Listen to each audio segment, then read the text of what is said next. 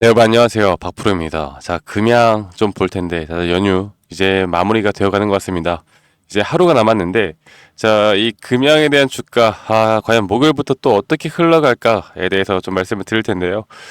자, 일단은, 지금 빅 이슈가 또 이제 남았죠. 자, 빅 이슈가 뭡니까? 바로 D-1, 다들 알고 계시죠? 이 금리 인하가 드디어 이제 시장에 어떤 또 충격을 줄지 기대가 되어가는 부분이 분명히 있습니다. 자, 베이비 컷일 것이냐, 아니면 B 컷일 것이냐, 여기에 대해서 또 의견들이 상당히 분분하게 나타나고 있고요. 이 베이비 컷이 무엇이냐, 바로 0.25%를 인하를 할 것인가, 아니면 B 컷이라는 건 0.5%를 인하를 할 것인가에 대해서 지금 많은 의견들이 있는데요. 이런 흐름에 따라 우리나라 시장은 목요일부터 해서 변동폭을 크게 나타낼 거라고 생각합니다. 그만큼 금양도 뭐 개별 종목들의 최근의 이슈들도 많겠지만 결국 이런 시장이 이 주가의 흐름에 상당히 큰 영향을 미친다라는 것도 여러분들이 아셔야 되겠죠.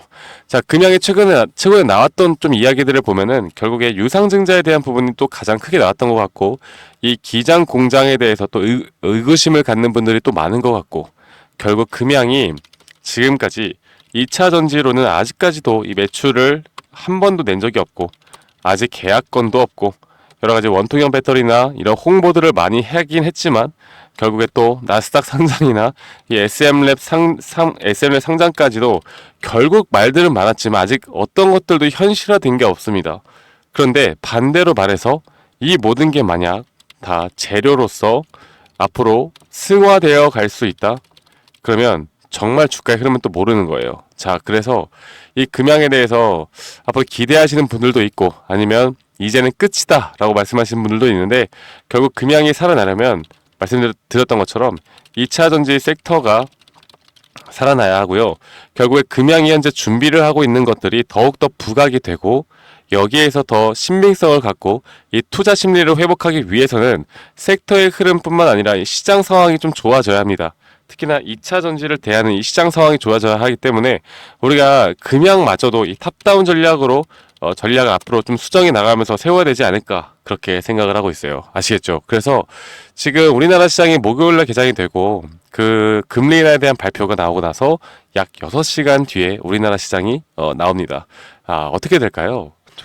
저는 좀 기대가 되는 부분이 있는데, 여기에서 이 금양 자체가 이전에 좀 차트를 이렇게 보시면 볼게요. 네, 이렇게 지금 전 저점 구간이었던 이런 구간을 현재 깨고 이렇게 개미굴을 한번 형성했단 말이죠. 그래서 이렇게 개미굴이 형성이 되면 일반적으로 주가가 내려갈 때 저점이다 생각하면서 개인들이 매수를 하기 마련인데, 이런 개미굴이 형성이 되다 보니까 이 단타 물량이거나 지금까지 버티신 분들의 손절 물량이 여기에서 참 많이 나왔습니다. 그리고 그런 손절 물량이 나오다 보니까 다시 한번 주가가 올라가고 있는 모습을 보여주고 있는데, 이 금양의 주가가 올라갈 때 이 금양의 개별 종목 때문에 올라간 것이냐, 그렇게 생각하시면 안 돼요.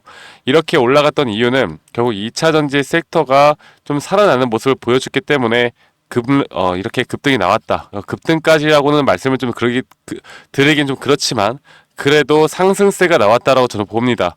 자, 그래서 최근까지 금양이 뭐 인도 MOU나 이 주가를 부양시키기 위한 부양책을 위한 이런 재료나 모멘텀들을 좀 내긴 냈었는데, 이런 것들이 결국에 아직까지 뭐 투자 심리가 살아나지 않는 이상 이 주가를 상방으로 만들기엔 좀 한계가 있다라는 건 여러분들도 잘 아실 겁니다. 그만큼 앞으로 시장이 먼저 살아나면서 이 섹터가 살아나는 게 중요하고, 저는 그 기점이 이제는 정말 때가 됐다라고 저는 생각을 하거든요. 자, 좀 보도록 할게요. 지금 미국 금리 인하 기대감으로 이 다우존스가 최고치를 기록을 했어요. 그리고 기술주 나스닥이 하락을 했는데, 이게 무슨 말이냐면 최근까지 나스닥이나 우리나라 시장을 이끌었던 게 결국 이 AI를 기반으로 한 이 빅테크 기업들이었단 말이죠. 우리나라도 삼전이나 SK 하이닉스나 한미반도체나 그 외에 이런 반도체 장비주들이 끌고 갔었더라고 하면, 지금 미국 금리 인하 기대감으로 다우존스가 최고치를 기록하고 있고 이 러셀 지수가 올라가고 있습니다. 그 이유가 뭘까요? 자, 다우존스라는 건 결국 성장주 위주의 종목들이 상당히 많이 포진이 되어 있고, 이 성장주, 그러니까 금리 인하로 정말 수혜를 받을 수 있는 종목들이 앞으로 더 부각이 되어 갈 수밖에 없다, 그렇게 생각을 하시면 되겠습니다. 아시겠죠? 근데 이 성장주 중심이라는 건 결국 그 안에 우리가 2차 전지라는 걸 또 빼놓고 말씀을 드릴 수가 없겠죠. 결국 금리 인하로 이 유동성이 더 살아난다라고 하면 이거는 2차 전지의 호재일 수밖에 없다는 겁니다. 그래서 이 금양 자체가 금양이 우리 금양에 대한 기업이 조금만 더 힘을 내고 잘해주는 모습을 조금만 보여주면, 네, 많이도 아니에요. 조금만 보여주면 주가는 꽤 크게 다시 한번 상승이 나올 수 있다고 보고 있거든요. 그런데 이 상승이 또 한번 제한적으로도 나올 수도 있는 부분이 분명히 있습니다. 자, 그게 뭐냐면, 자, 이걸 좀 보여드리면서 여러분들께 말씀을 드리도록 할게요. 자, 금리 인하라는 게 결국에 이 B컷이냐 베이비컷이냐에 따라서 현재 한국 경제가 또다시 이렇게 흔들리는 부분들이 분명히 있을 겁니다. 자, 그런 게 무엇이냐면 좀 핵심만 여러분들께 말씀을 드려보자면 현재 예상대로 미국이 금리 인하를 하게 된다면 현재 역대급으로 벌어진 한국과 미국의 금리 격차가 다소 줄어들 전망이고 이러한 것들이 1,300원대에 머무는 환율이 안정이 되고 외국인 자금 유입에 도움이 될 수 있다. 라는 긍정적인 부분과 함께 연준이 만약에 B컷을 결정하게 된다면 그만큼 미국 경제 상황이 좋지 않다는 뜻인 만큼 우리나라 경제 금융에 부정적인 영향을 미칠 수도 있다. 자, 그래서 이런 낮은 금리 인하폭을 시사할 경우에 시장 불안이 커질 수도 있다는 건데 우리가 여기서 정확하게 좀 이해를 하고 가셔야 됩니다. 예전에도 그랬고 지금도 그런데요. 일반적으로 0.5bp 정도의 0.5% 정도의 지금 금리 인하를 한다. 그러니까 50bp 정도의 금리 인하를 하게 된다라고 하면요. 단기적으로는 여기에 대한 기대감으로 주가가 상승할 수 있습니다. 상승이 나올 거예요. 상승이 나옵니다. 그리고 나서 이 금리 인하의 기대감으로 상승이 나오긴 하지만 그 이후에 무엇이냐. 이 금리 인하가 아무리 기대감으로 상승이 나온다 하더라도 자, 볼게요. 아무리 그런다 하더라도 이전에 역사적으로 2000년도와 2006년도에도 그랬습니다.